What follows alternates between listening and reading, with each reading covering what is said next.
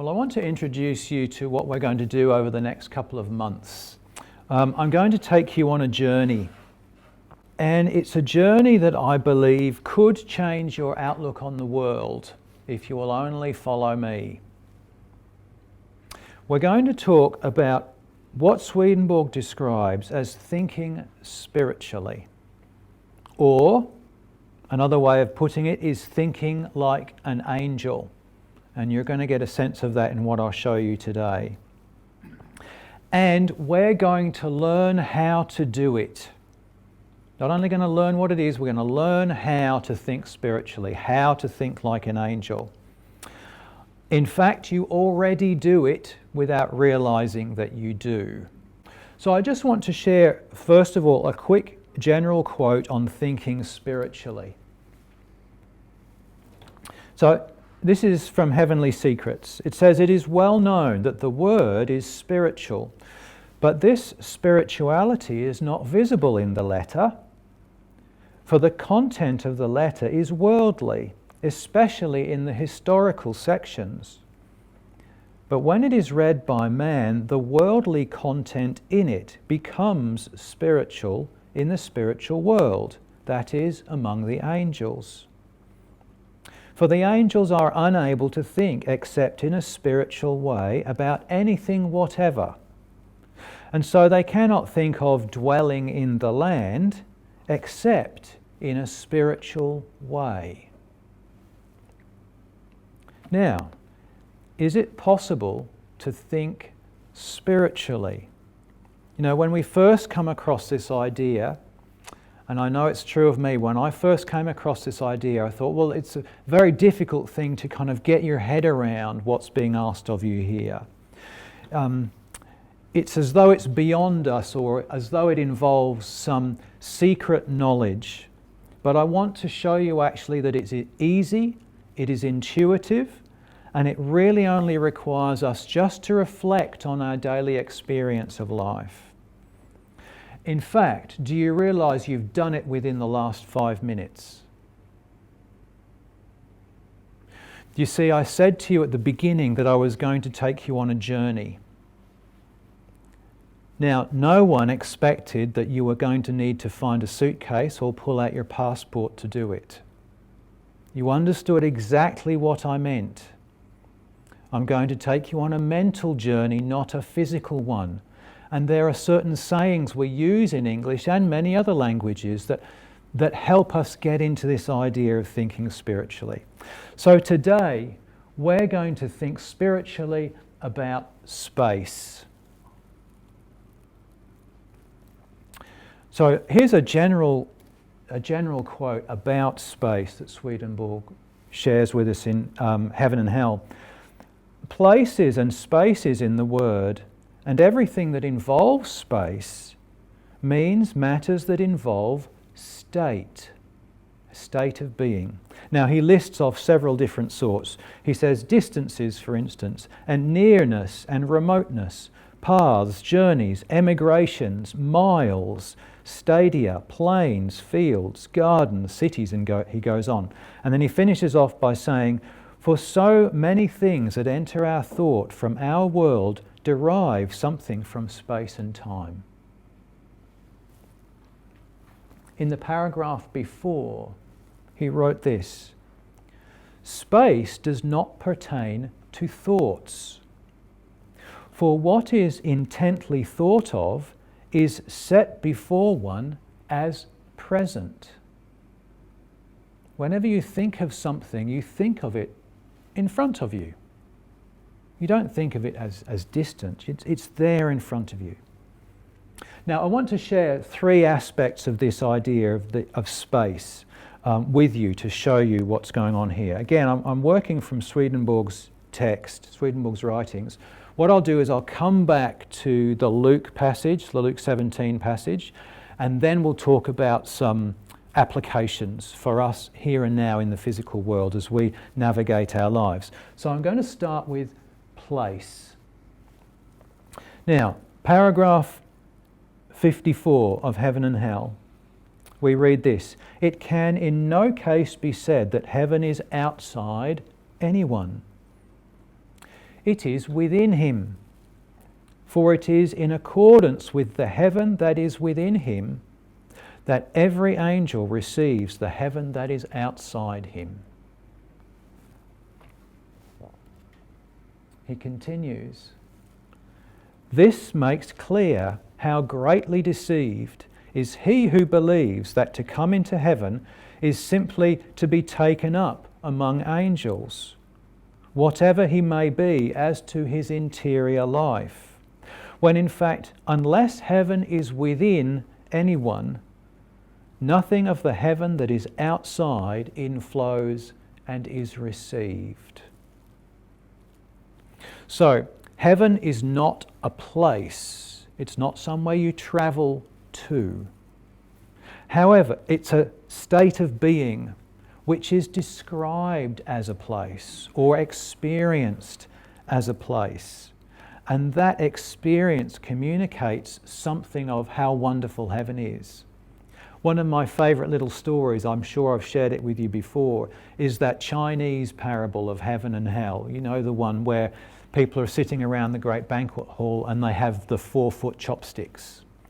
And in hell, the people are trying to feed themselves with 4-foot chopsticks and failing. But in heaven, they're feeding each other. You see, it gives you some idea of the state of heaven in a place. So that's the first aspect. The second aspect is direction. Angels turn their face continually to the Lord as the sun. People also say of a person who is in a state of love and wisdom from the Lord that he sees God, that he looks to God, that he has God before his eyes, meaning that in his life he is like an angel. People say things like this in the world both because they actually occur in heaven and because they actually occur in a person's spirit. Who does not see God before him when he prays, in whatever direction his face is turned? Now I wonder if you know what direction you happen to be facing right now. You see the mental gymnastics going on. You're facing east. You're facing east. Now, many chapels, many churches were built facing east. It's a tradition that's the Christian church has certainly adopted. You know, the Lord is the rising sun. They're very particular about the way that they will bury someone in a cemetery as well, facing east. But it represents the fact that we're facing the Lord. Facing east itself does nothing in particular for us, does it? And we should be looking to the Lord in whatever direction we are facing. Okay, the third aspect is distance. Again, from heaven and hell. Those who are in like states are near to each other, and those in unlike states are at a distance. And spaces in heaven are simply the external conditions corresponding to the internals.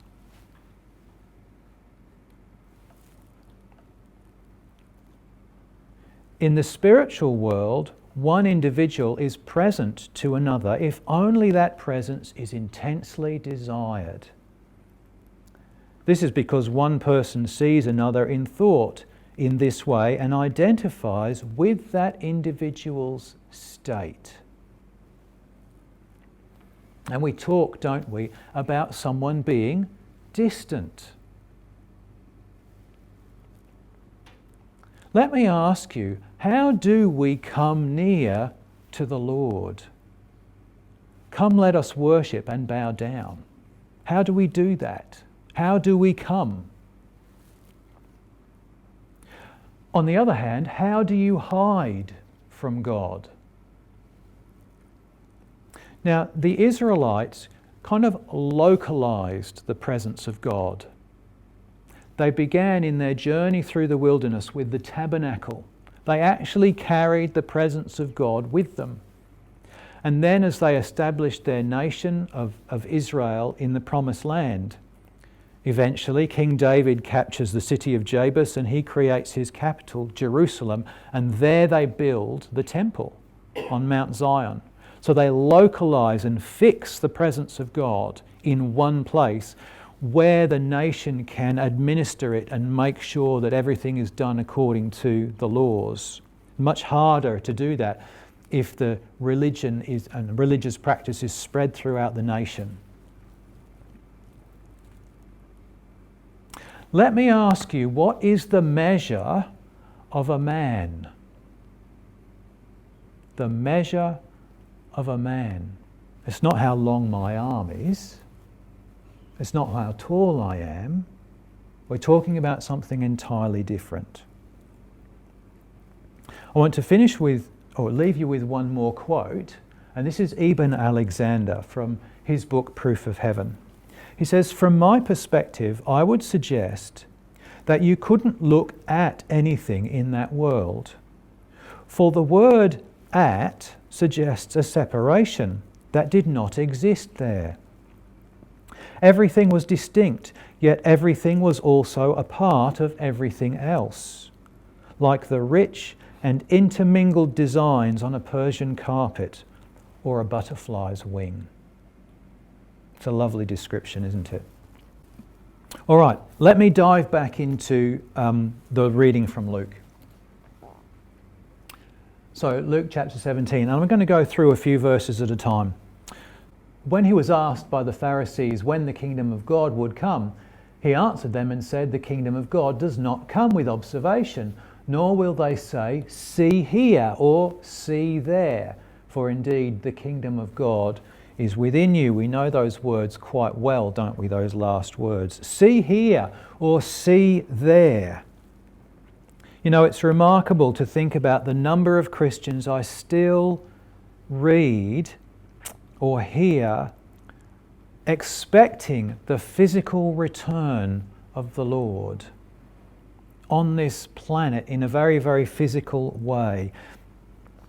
They hang on the natural world as the arena of the spiritual battle that needs to take place. Now, it's true in a sense, but they miss so much because of this hanging on to physicality.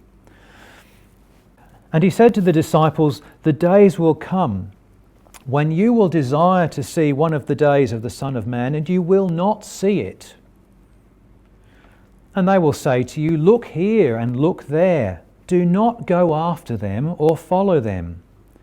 For as the lightning that flashes out of one part under heaven shines to the other part under heaven, so also the Son of Man will be in his day.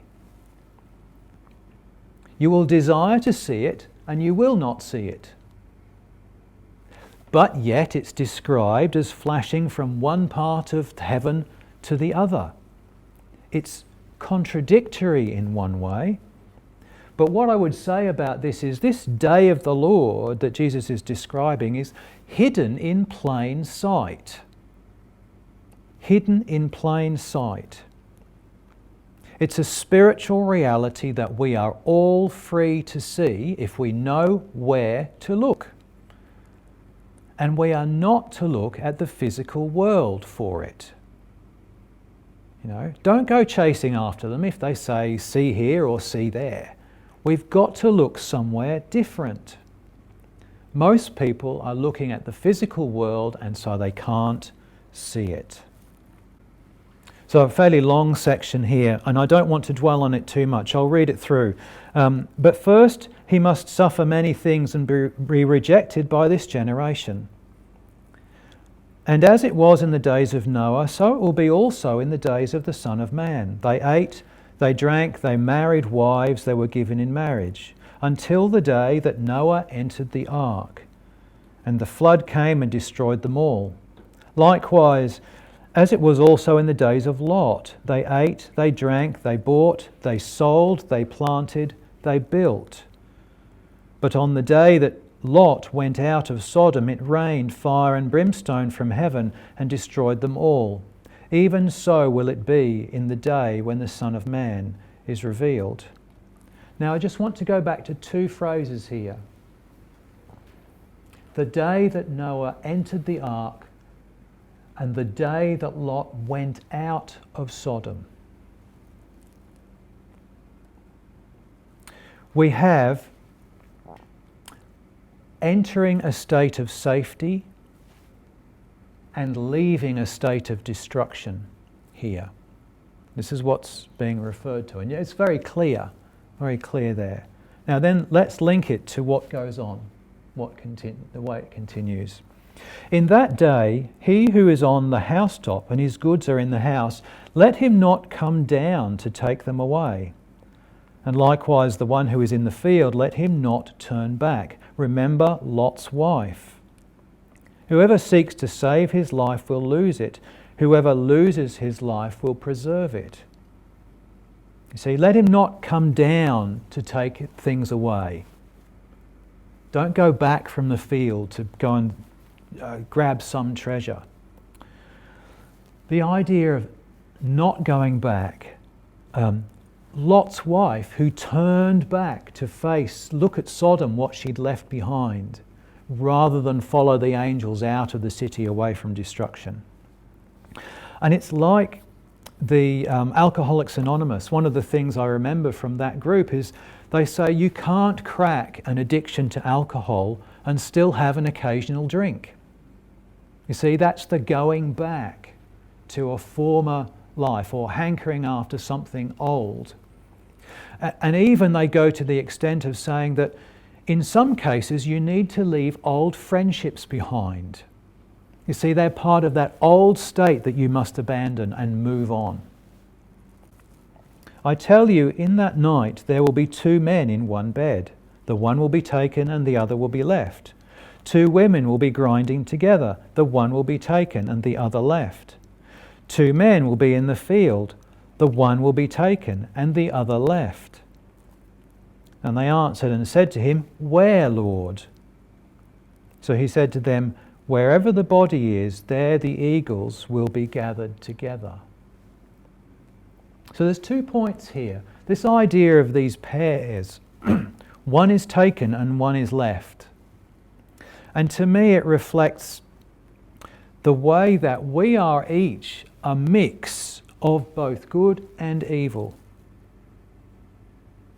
That we have within us things that are to be preserved, and we have within us things that are to be got rid of and released and let go. See, these are these two. Keep one, get rid of the other. And then the last question from the disciples, where, Lord? They're still hankering after this physical.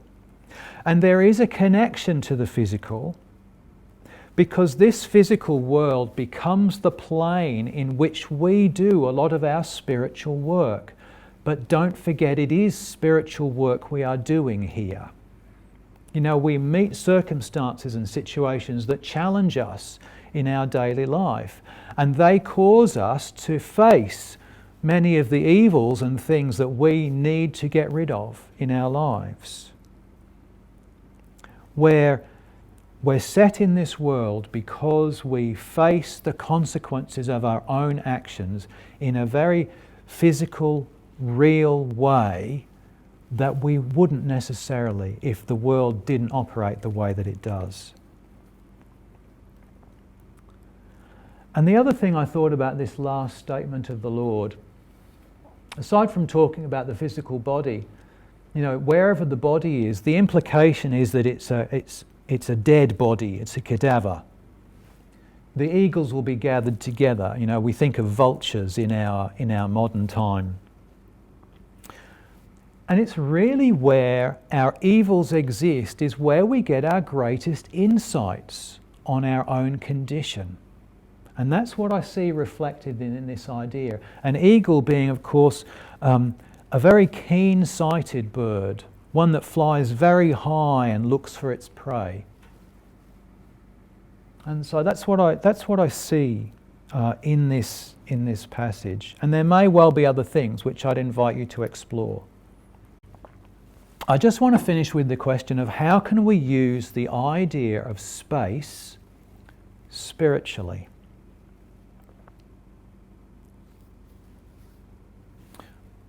I want you to realize that there is nowhere that God is not. There is nowhere that God is not. Do you remember Psalm 137? Where can I flee from your presence? Where can I escape God? You can't. There is nowhere that God is not. Such a place cannot exist. I want us to understand that a church is a representative place. It's a place that we set aside as holy for the activity of worship. But there's actually nothing intrinsically holy about any place. Okay? You can meet God anywhere. And you cannot meet God anywhere. What's the difference? The difference is me. It's what I bring to the place that I go to meet God. It's the reverence and humility that I bring with me or not. So, a spiritual way to use a place. When you enter church to come before the Lord, I'd encourage you to leave things at the door. As you enter this door to come to meet the Lord, what is it that you ought to leave behind? We leave behind the cares of our everyday existence. We leave behind our own sense of self-importance or pride or whatever it is. We leave behind our personal disagreements with one another. All those sorts of things, and I'm sure there are many more. Leave them at the door. Now, with practice, you'll come to realize that you can leave them at any door, not just this one.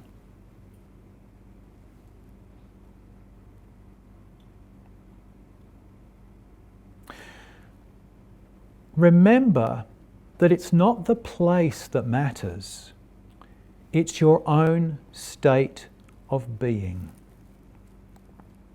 So I want you to pay attention to the way you think about place, about direction, and about distance. Think about the way they come into your thought and speech each day. Now, do you actually mean somewhere or something physical? Or can you separate the state you find yourself in from the physical place where your body actually is? And just as an example, we go home. I've talked about home before. Home is a place where I feel comfortable, I feel settled, I feel accepted and loved, I relax. But imagine if you could take that state of home with you wherever you go. So that's just one way. I'd encourage you to think about space spiritually.